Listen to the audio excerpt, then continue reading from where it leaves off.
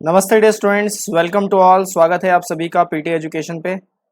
आज है हमारा सेशन नंबर 203 और आज जिस सेशन पे हम बात करेंगे वो है fantastic 5 facts of the week. इस हफ्ते के 5 बेहतरीन फैक्ट्स मैं आपके लिए सामने लेके आया हूँ। साथ ही साथ जो पिछले सेशन में हमने क्विज किया था उसका भी आंसर हम देखेंगे कि इस सेशन में क्या है।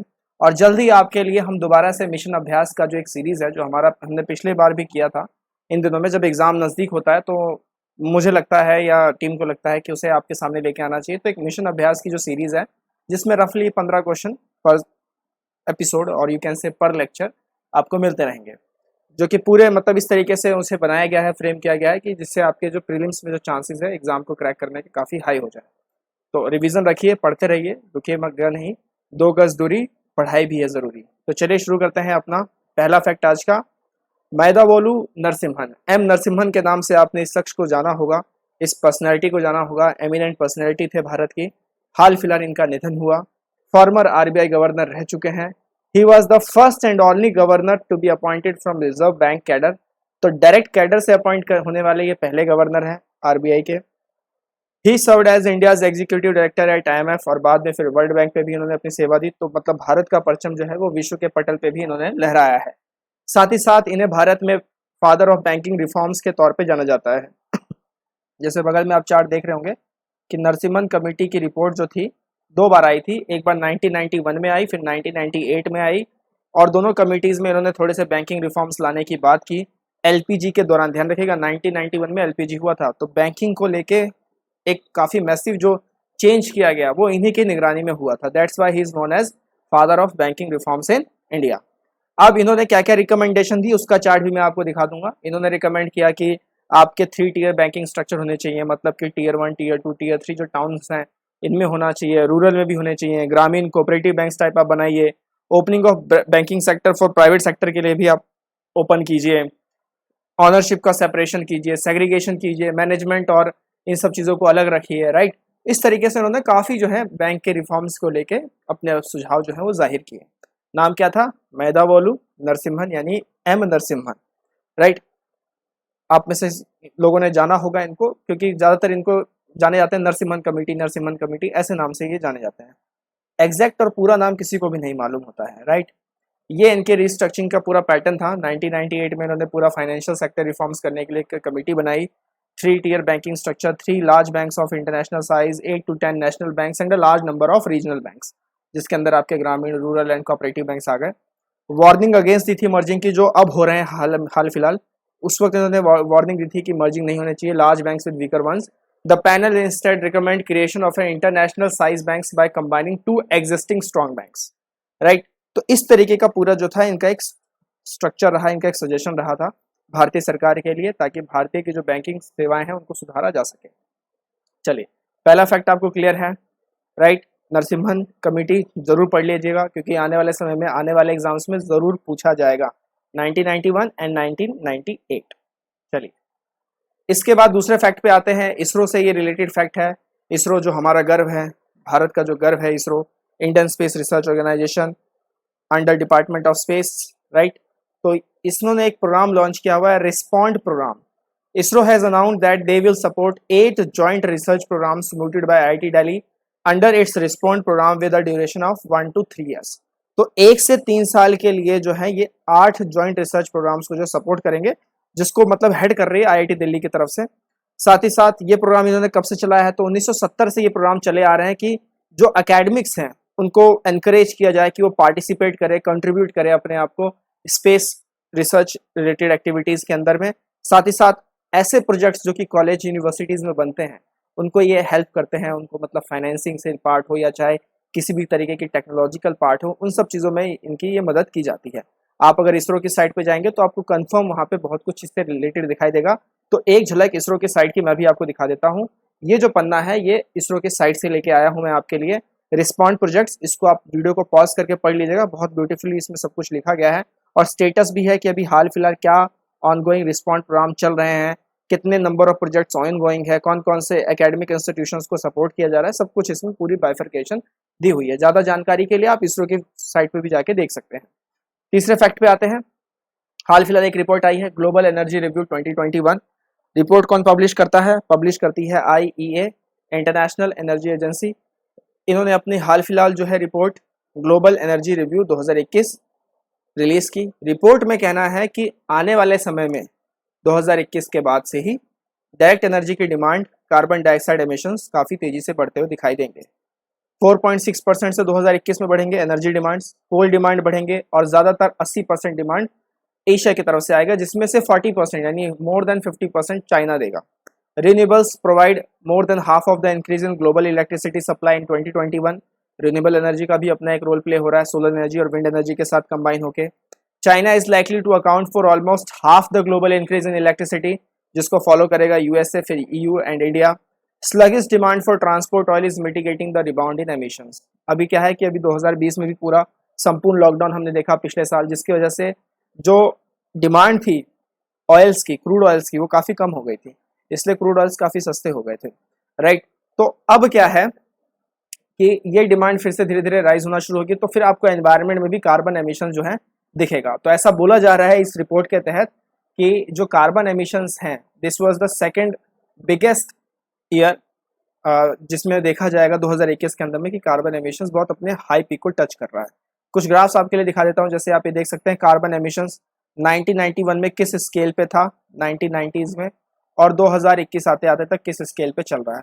तो ये जो डिफरेंस आप देख रहे हैं, ये जो डिफरेंस आप देख रहे हैं इसके बीच का, राइट, यहाँ तक हम सफ़र कर चुके हैं और ये अभी और लाइकली टू राइज होने वाला है, ऐसा प्रोजेक्शंस है, राइट। चाहे वो UN के प्रोजेक्शंस हो, चाहे वो UNDP के प्रोजेक्शंस हो, चाहे वो UNEP के प्रोजेक्शंस हो, तो ये अभी और राइज होगा ही होगा, नीचे तो आएगा नहीं।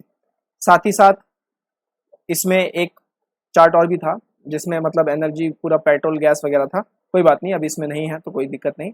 चौथे फैक्ट पे आते हैं, NCVA रिपोर्ट। NCVA रिपोर्ट क्या है? National climate vulnerable assessment report. NCVA, national climate vulnerable assessment report, इसको रिलीज किया है DST ने, department of science and technology ने। ये पार्ट है दो नेशनल मिशंस का, that is national mission on sustaining the Himalayan ecosystem and national mission on strategic knowledge for climate change. Report कहता है कि भारत के जो 8 पूर्वी राज्य हैं वो ज्यादा वनरेबल है क्लाइमेट चेंज से, क्योंकि अभी क्लाइमेट क्राइसिस आने वाली है। अभी तो पैंडेमिक में ही हम लोग उलझे पड़े हैं और 2-3 साल तो अभी और उलझेंगे। अभी बंगाल में आपका थर्ड म्यूटेंट वायरस देखने को मिला है आपको, राइट। तो ऐसे बहुत सारी चीजें, अभी थर्ड वेव अभी आनी बाकी है, सेकंड वेव में ही मतलब हालत खराब हो रही है। तो अभी हाल फिलहाल में एक ट्वीट देख रहा था, डॉक्टर अरुण गुप्ता जो कि MD हैं और दिल्ली के जो बहुत बड़े डॉक्टर का एक एसोसिएशन है उसके हेड भी हैं, तो उनका ट्वीट भी था कि सिस्टम कोलैप्स नहीं हुआ है, सिस्टम तो वैसे ही था जैसे पहले था, सिस्टम अब एक्सपोज हुआ है, क्योंकि हेल्थ पे बात अब पहली बार देखी गई है। क्योंकि इससे पहले जो पेंडेमिक था वो 1917 में था, ना फेसबुक था, ना गूगल था, कुछ था ही नहीं, वीडियोस देख ही नहीं पाते थे, इलेक्ट्रिसिटी तो ढंग से आती नहीं थी, तो कुछ पता तो चल नहीं रहा था कि उस वक्त का सिस्टम या उस वक्त के इंफ्रास्ट्रक्चर को कैसे कंपेयर करें। लेकिन 100 साल के बाद फिर जो मतलब एक पेंडेमिक देखने को मिला, तो उसमें तो दिख ही गया कि आपकी हेल्थ इंफ्रास्ट्रक्चर कितनी डायर सिचुएशन में है और क्या क्या मतलब आपको झेलने को पड़ रहा है। तो सिस्टम तो वैसा ही था। अगर कोई आपसे कहे कि सिस्टम कोलैप्स हो गया ये कोरोना वोरोना के चक्कर में, सिस्टम कोलैप्स नहीं हुआ है, सिस्टम वैसे ही है, सिस्टम एक्सपोज हो गया बस, राइट, कि आपने कुछ किया ही नहीं। आप बजट उठा के देख लीजिए, हेल्थ का इंफ्रास्ट्रक्चर में कितना GDP का परसेंटेज शेयर किया जा रहा है, कुछ भी नहीं हो रहा। गवर्नमेंट चाहे स्टेट लेवल की हो चाहे सेंटर लेवल की हो, no one is trying to do that, right. और हम लोग भी डिमांड नहीं कर रहे, तो हम लोग भी खुद बहुत बड़े बेवकूफ़ हैं कि हम लोग स्वास्थ्य, शिक्षा, इस पर बात ही नहीं कर रहे। अभी तो बहुत बड़ा इशू एजुकेशन है। इस कोरोना के चक्कर में जो आपके एलिमेंट्री एजुकेशन है उसका जो भट्टा बैठा है वो तो बहुत, वो तो मतलब उसका तो कोई कंपनसेशन ही नहीं है, उसका कोई मुआवजा ही नहीं है, राइट। तो इस तरीके की रिपोर्टें जब आती हैं तो दिखता है कि अब एक क्लाइमेट क्राइसिस का भी एक चैलेंज आगे सामने खड़ा है। अब इसमें ये कह रहे हैं कि 8 ईस्टर्न स्टेट्स जो है वो पूरी तरीके से वल्नरेबल है। कौन कौन से 8, ये मैंने यहाँ पे लगाया हुआ है, झारखंड, मिजोरम, उड़ीसा, छत्तीसगढ़, असम, बिहार, अरुणाचल प्रदेश एंड वेस्ट बंगाल। देख सकते हैं आप, हाई वल्नरेबिलिटी। किस रिपोर्ट ने कहा है? DST कह रहा है, department of science and technology. और इसमें ज्यादातर मतलब ये टॉप 3 जो आप देख रहे हैं, झारखंड को बोला गया है, बिहार को बोला गया है, ये लोग ज्यादा वल्नरेबल है कि अगर क्लाइमेट क्राइसिस आए तो क्या होगा कि ईस्टर्न कोस्ट जो है, यानी जो कोस्टल इलाके हैं, वो पूरे के पूरे डूब जाएंगे। अगर वो डूबेंगे तो फिर वहां पे रहने वाले लोग, उन समुदाय, उन सबका क्या होगा? तो ये सब चीजें देखनी पड़ती हैं। This type of report will understand climate risk. अब ये रिपोर्ट निकालने का मकसद ये है कि पहले से ही सरकार चाहती है कि क्लाइमेट रिस्क जो चैलेंजेस हैं उसको हम पहले से ही इकट्ठा कर ले, कंसोलिडेट कर लें और उसके लिए सॉल्यूशंस भी ढूंढ ले।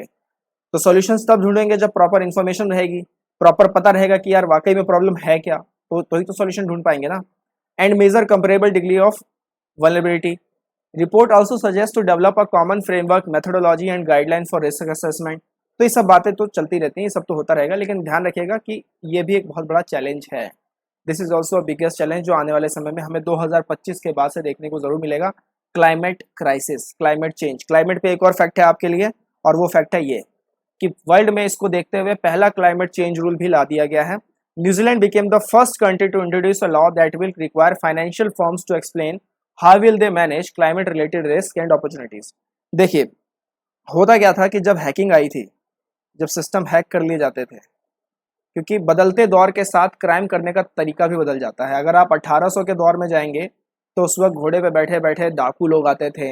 आप अपने घर में मम्मी पापा जो है, अगर वो ग्रामीण क्षेत्रों से बिलोंग करते हैं, आप उनसे पूछे, वो आपको कहानी बताएंगे कि जब वो बच्चे थे तो कैसे डाकू लोग आते थे, बंदूकों के साथ आते थे।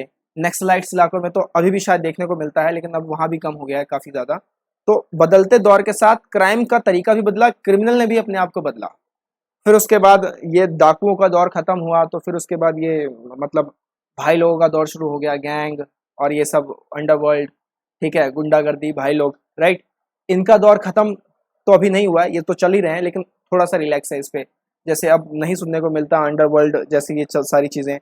फिर टेररिज्म का दौर आया, अभी वो टेररिज्म का दौर अभी भी है, पाकिस्तान में डेडली बम ब्लास्ट हुए हैं अभी हाल फिलहाल में। उसका भी एक वीडियो यहाँ पे बना के आपको चैनल पे दिया गया है, बहुत अच्छा लेक्चर है, देखिएगा जरूर उसको भी। और सभी सेशंस को, चाहे टीचर कोई भी हो, मैं हूँ चाहे कोई और दूसरा भी टीचर हो, आप लाइक ज़रूर करें, राइट।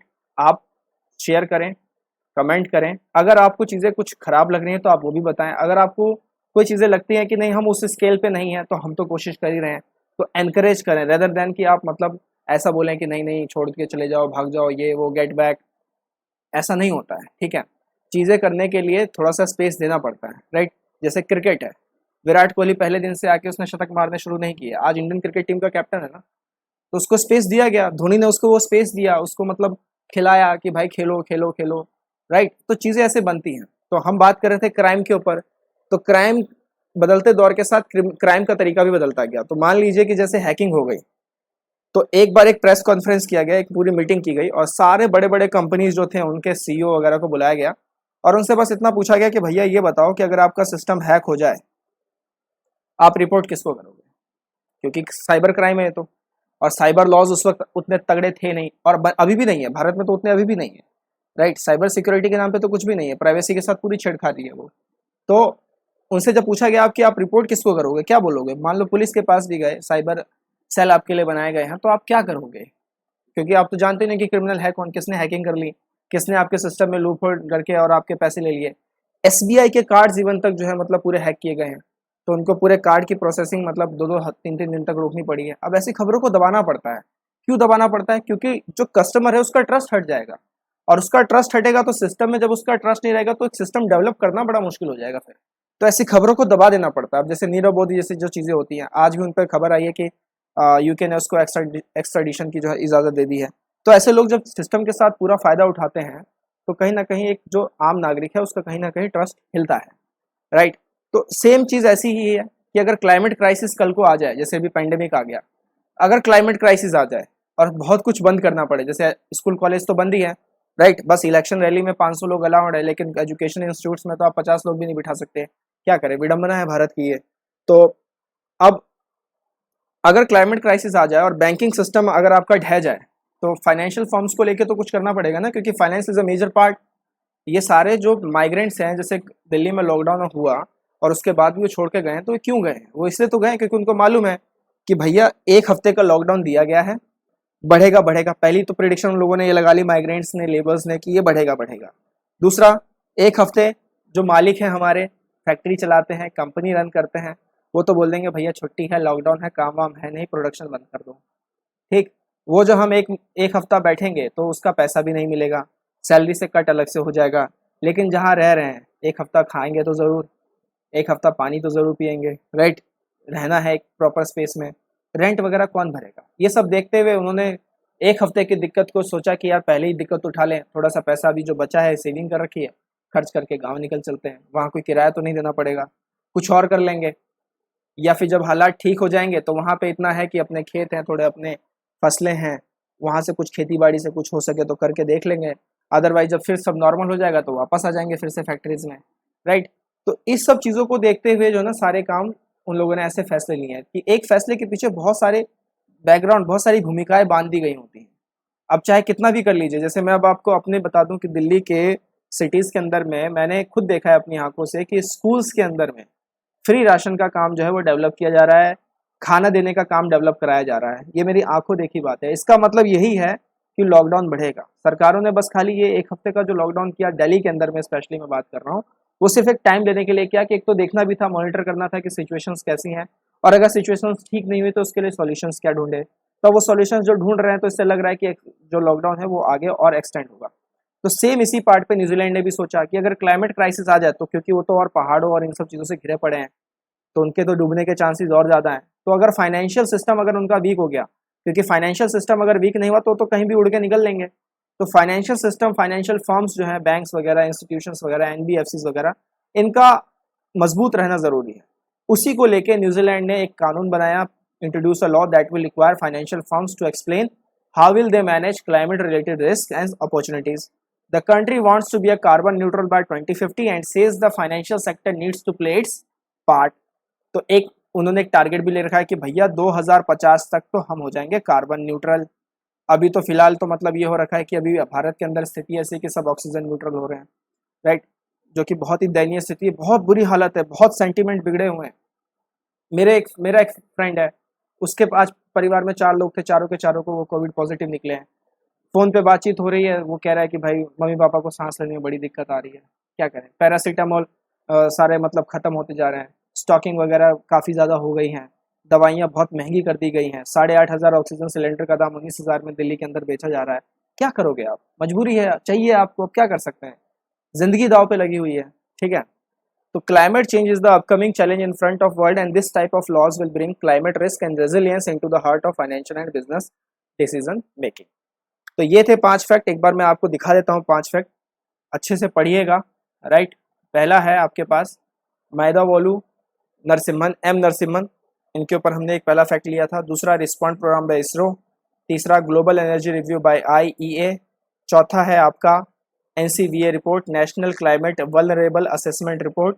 और पांचवा है first climate change rules in world, right. ये कल का क्विज था, 15वां क्विज जो हमने कल पूछा था आपसे, वर्ल्ड प्रेस फ्रीडम इंडेक्स 2021 को लेके 4 स्टेटमेंट मैंने आपको दिए थे कि it is launch by reporters and frontiers.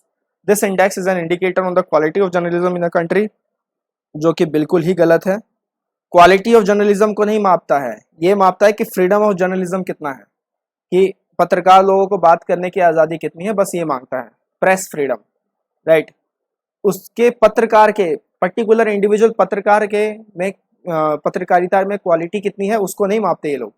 India ranks highest in BRICS nation group, नहीं, गलत। World press free day is observed every year on 3rd May, ये बिल्कुल सही है। तो what is the correct option? The correct option here is option B, that is 1 and 4 are correct, right. जिन जिनका सही उनके लिए बहुत अच्छी बात है। आगे ऐसे कोई सेशन मैं आपके लिए नेक्स्ट वीक में पूरे प्लान कर रहा हूँ कि बहुत सारी आपको प्रैक्टिस करा दी जाए, राइट। चलिए, इकोनॉमी के क्रैकर कोर्स में खुद को एनरोल कीजिए, learn and be confident with economy like a boss. 8 मई 2021 से कमेंस हो रहा है, आइए खुद को एनरोल कीजिए। साथ ही साथ पीटी के सब्सक्रिप्शन कोर्सेज ऑन है, 1 महीने के लिए, 6 महीने के लिए, एनरिच कंटेंट है, रेगुलर स्टडी है, एनरोल करते रहिए अपने आप को। करंट अफेयर्स की एनुअल कंपाइलेशन भी आ चुकी है बुक स्टोर पे, रिवीजन टाइम हाई है, चाहते हैं करंट अफेयर्स को एक जगह पे सारा कंपाइलेशन मिले, जहाँ पे science and tech, polity, governance और इंटरनेशनल इश्यूज, इन सब चीज़ों पे पूरा एक मतलब एक विवरण आपको मिल जाए पढ़ने के लिए, तो ये आपके लिए बहुत काम की जगह साबित हो सकती है। लगातार टीम आपके लिए मेहनत कर रही है, हर जो मतलब साइट है रेगुलरली आपके लिए अपडेट की जा रही है। Keep in touch with us, हम इसी तरीके से मिलते रहेंगे, पढ़ते रहेंगे। टिल देन टेक केयर, नमस्ते, जय हिंद।